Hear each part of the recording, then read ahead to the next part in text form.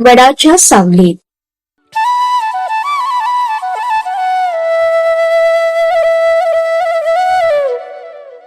नात्यातील श्वास जपणारी कथा.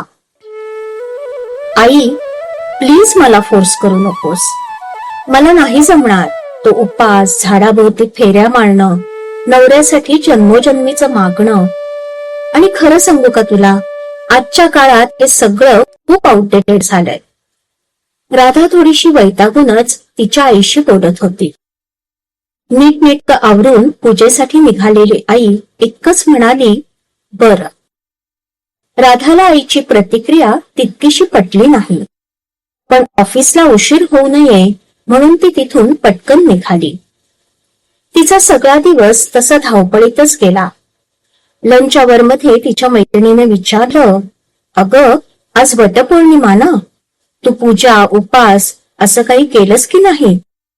राधा हसत म्हणाली, म्युच्युअल रिस्पेक्टवर नातं टिकतं हा विश्वास आहे माझा. असं झाडाभोवती फेऱ्या मारून मॅरेज टिकत असेल तर थेरपिस्ट बंद पडले असते. तिच्या या बोलण्यावर दोघींनी एकमेकींना टाळ्या दिल्या. संध्याकाळी घरी परत येताना राधाची नजर अचानक रस्त्याच्या कडेला गेली. एका मोठ्या वडाच्या झाडाभोवती काही स्त्रिया पूजा करत होत्या. राधाची आईही तिथं होती.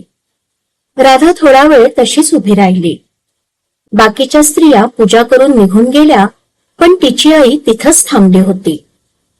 आईने हलक्या हाताने झाडाच्या खोडावर हात ठेवला, जणू झाडाशी ती काहीतरी शांतपणे बोलत असावी. राधा अपसुकच तिच्याजवळ गेली. आई, अजून तू इथेच? आई हसली. हो, सकाळी पूजा करते आणि संध्याकाळी थोडा वेळ येऊन बसते मी इथं दरवर्षी. आई, तुला खरंच असं वाटतं की तू वडाची पूजा करतेस म्हणून बाबांचं आयुष्य वाढतं? आई काही क्षण शांत राहिली, मग म्हणाली, आयुष्य वाढतं की नाही ते मला माहित नाही, पण नात्यातला श्वास टिकतो. राधा गोंधळली. आई तिला म्हणाली, या झाडाकडे बघ. हे वडाचं झाड स्वतःसाठी जगत नाही. याच्या फांद्या खाली येतात, पुन्हा मुळं होतात, पुन्हा आधार देतात. नातंही असंच असतं बाळा. प्रेम आहे असं म्हणून फक्त भागत नाही.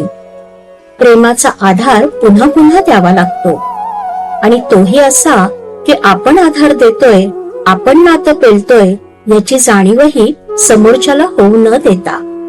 यालाही कौशल्य लागतं. आई पुढे म्हणाली, पूर्वी माझाही हाच समज होता की वटपौर्णिमा म्हणजे नवऱ्यासाठी उपवास. पण हळूहळू माझं मलाच कळत गेलं की या दिवशी आपण स्वतःलाच विचारायचं, मी ज्यांच्यावर प्रेम करते त्यांना खरंच सावली देते का? वडाची पूजा करताना आपणही कोणासाठी तरी वटवृक्ष होऊ शकतो का? राधाला पहिल्यांदाच तिच्या आईचे हे आगळे वेगळे विचार समजत होते. ती आईच्या चेहऱ्याकडे पाहतच राहिली आणि तिला आई-बाबांच्या नात्यातलं गुपित उमगलं. आईच्या प्रसन्न, समाधानी, सात्विक चेहऱ्यामागचं रहस्य उलगडलं. तिने नकळत आईला घट्ट मिठी मारली.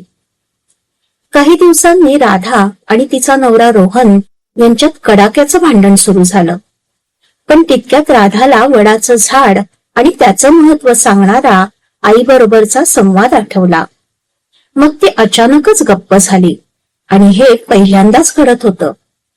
त्यानंतर ती शांतपणे किचन मध्ये गेली. 2 कप चहा केला. रोहन अजूनही चिडलेलाच होता. तिने फक्त कप त्याच्या समोर ठेवला.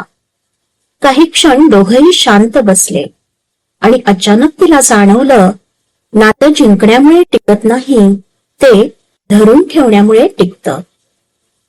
पुढच्या वर्षी वटपौर्णिमेला राधा स्वतःहून आईबरोबर पूजेसाठी गेली.